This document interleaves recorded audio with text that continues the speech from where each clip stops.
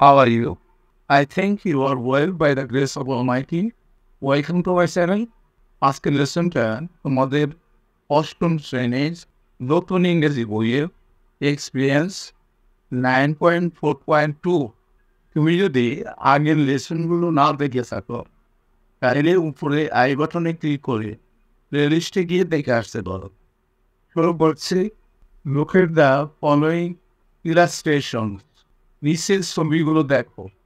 আমরা দেখতে পাচ্ছি ছবি, প্রথম ছবি একজন শিক্ষক এবং একজন ছাত্রছাত্রী।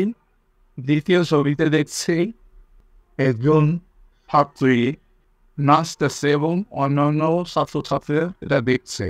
তৃতীয় ছবিতে আমরা দেখতে পাচ্ছি শিক্ষার্থীরা অঙ্কন করছে। এখানে কি বলা হলো? Now write three text based on the illustration. চিত্রের উপর ভিত্তি করে তিনটি পাঠ লিখো। In each text write 8 to 10 sentences. প্রত্যেক টেক্সটে 8 থেকে 10টা সেন্টেন্স থাকতে হবে। 1 নম্বরে বলা হবে কি ন্যারেটিভ টেক্সট, যেটা আখ্যানমূলক লেখা। Write a story about the picture, ছবিগুলো সম্পর্কে একটি গল্প লেখো। তোমরা নিজেরা লিখবা ছবিগুলো দেখে দেখে। তোমাদের সুবিধার্থে আমি একটা লিখে রেখেছি, দেখাচ্ছি। দেখো 1 নম্বরে narrative text. Once there was a renowned school in a village. একটা ছোট একটা গ্রামে একটা বিখ্যাত স্কুল ছিল। The school was culturally rich. স্কুলটি ছিল সাংস্কৃতিকভাবে সমৃদ্ধ। Various cultural programs are arranged by the school authority and participated by the students from different classes under the guidance of the teacher. কর্তৃপক্ষ বিভিন্ন ধরনের সাংস্কৃতিক অনুষ্ঠানের আয়োজন করত এবং বিভিন্ন শ্রেণীর শিক্ষার্থীরা অনুষ্ঠানে অংশগ্রহণ করত এবং একজন শিক্ষকের তত্ত্বাবধানে। Their cultural teacher discussed and instructed them about performing and how to perform on the stage and participate in a competition. সাংস্কৃতিক শিক্ষক তাদেরকে মঞ্চে পারফর্ম ও প্রতিযোগিতায় অংশগ্রহণ সম্পর্কে নির্দেশনা দিয়েছেন। নীলা, a student of class 7, performed dance wonderfully and all eyes are fixed on নীলা। নীলা নামের সপ্তম শ্রেণীর একজন শিক্ষার্থী চমৎকারভাবে নৃত্য পরিবেশন করল এবং সবার চোখ নীলার উপর আটকে রইল। Everyone was spellbound by her artistry. সবাই তার শিল্প দক্ষতায় মন্ত্রমুগ্ধ হল। Then the students participated in a painting competition. তারপর শিক্ষার্থীরা একটি চিত্রাঙ্কন প্রতিযোগিতায় অংশগ্রহণ করল। They draw numerous charming pictures with their dreams and emotions. তারা তাদের স্বপ্ন আবেগ দিয়ে অসংখ্য চিত্র অঙ্কন করল। It was a school where education and cultural activities grew together and polished the students for the bright future. এই সেই স্কুল যেখানে শিক্ষা ও সংস্কৃতি একসাথে বিকাশ লাভ করছিল এবং শিক্ষার্থীদের ভবিষ্যতের জন্য প্রস্ফুটিত করছিল। Every student remembered their school and teacher with respect forever. প্রত্যেক শিক্ষার্থী শ্রদ্ধার সাথে তাদের স্কুল ও শিক্ষার্থীদের স্মরণ রাখত। এরপরে আমরা টেক্সটে চলে যাই। দ্বিতীয় প্রশ্নটা কি বললো?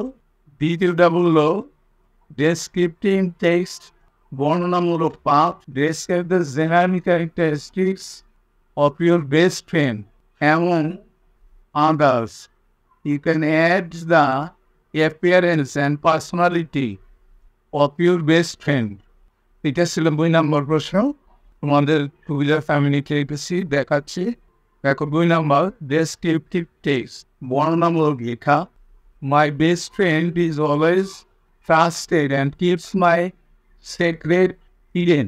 আমার সবচেয়ে ভালো বন্ধুটি সর্বদা বিশ্বাসযোগ্য এবং আমার গোপন বিষয় গোপন রাখেন। He always stands beside me. সে সর্বদা আমার পাশে দাঁড়ায়। He always tells me the truth. সবসময় আমাকে সত্য বলে। Even when he is in danger. এমনকি বিপদের মুহূর্তেও। He understands my feelings and does accordingly. সে আমার অনুভূতিগুলো বোঝে আর সে মতো কাজ করে। He believes me. সে আমাকে বিশ্বাস করে।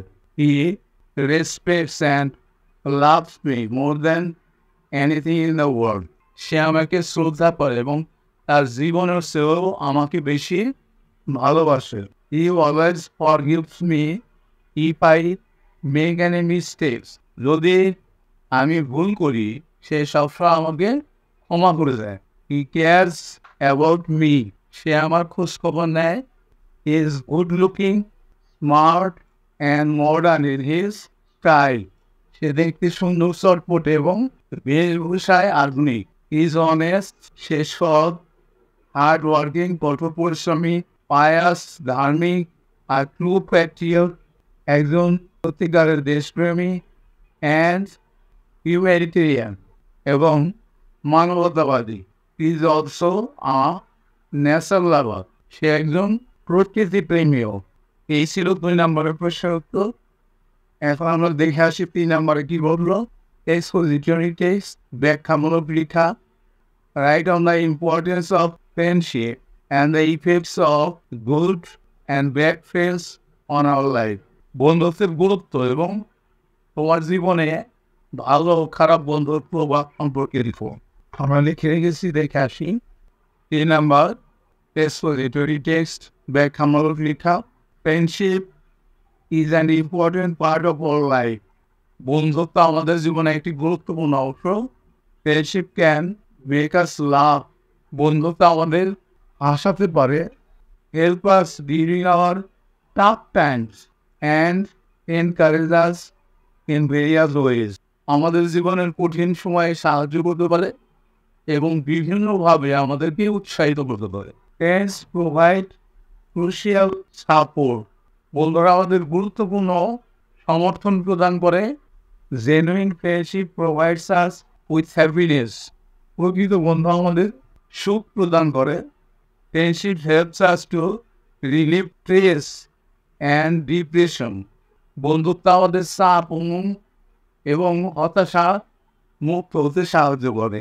True friendship helps us to develop personality. সত্যিকারের বন্ধুত্ব আমাদের ব্যক্তিত্ব বিকাশে সহায়তা করে। সো সুতরাং the importance of good friendship in our life is undescribable. আমাদের জীবনে বন্ধুত্বের গুরুত্ব বর্ণনাতীত। এটা ছিল 3 নম্বর প্রশ্নের উত্তর।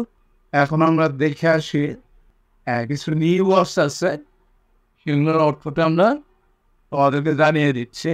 নিউ ওয়ার্ডস, প্রথম আছে ইনফরমেশন, তথ্য, এক্সিস্টিং বিদ্যমান, ইভালুয়েট মূল্যায়ন করা, কম্প্রিহেনশন বোধগম্যতা, ইলুমিনেট আলোকিত করা, অপটিমিস্টিক আশাবাদী, বায়োগ্রাফি জীবন বৃত্তান্ত, ফ্যান্টাসিস গল্প কাহিনীমূলক, ক্রিয়েটিভিটি সৃজনশীলতা, এক্সটেন্সিভলি ব্যাপকভাবে, ইনিশিয়েটিভ পদক্ষেপ, প্রিভিয়াস পূর্বের।